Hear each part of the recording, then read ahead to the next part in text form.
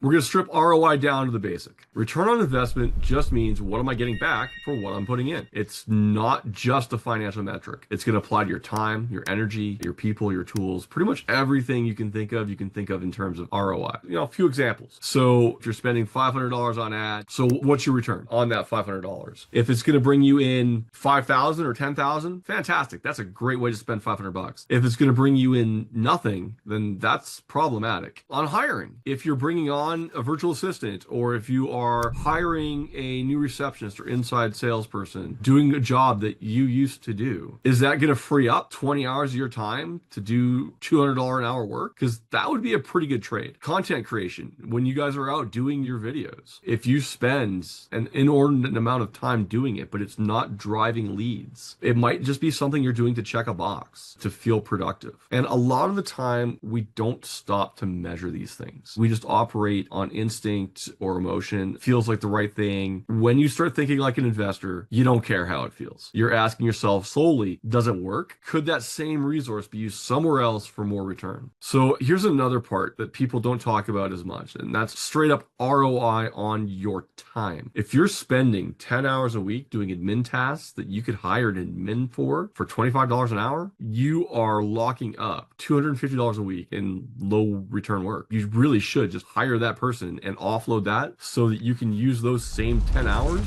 to build your business, to close a deal, to systemize your sales process. Your ROI could be much higher doing work that only you can do rather than work that you could hire somebody for and free up your time. And once you start thinking like that, you are going to find yourself asking like in almost like a way of a filter. Is this the best use of my time right now? Am I getting any meaningful use from this thing I'm doing? Should I keep going? Should I reallocate this resource to somewhere else? And if ROI is the first thing we're going to look at, this next one is just as important. It's what you're missing out on when you make a choice, and that is opportunity cost. It's one of those things that sounds academic, but it's going to hit very real. Every time you say yes to something, you're saying no to something else, whether you realize it or not. If you spend $1,000 on a new truck, that's $1,000 you didn't spend on marketing or lead generation. If you spend your morning writing captions for cute cat videos you want to put onto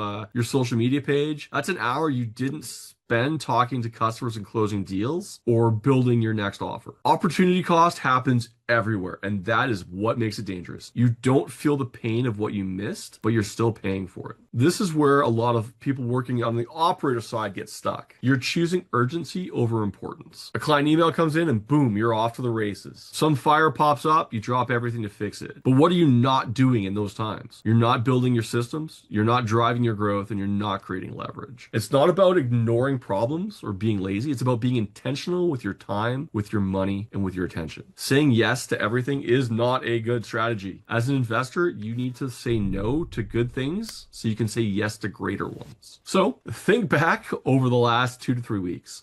What did you say yes to that ate up your time and energy but didn't produce all that much? What got pushed off your calendar that could have moved your business forward? That gap between what you did and what you could have done is opportunity cost.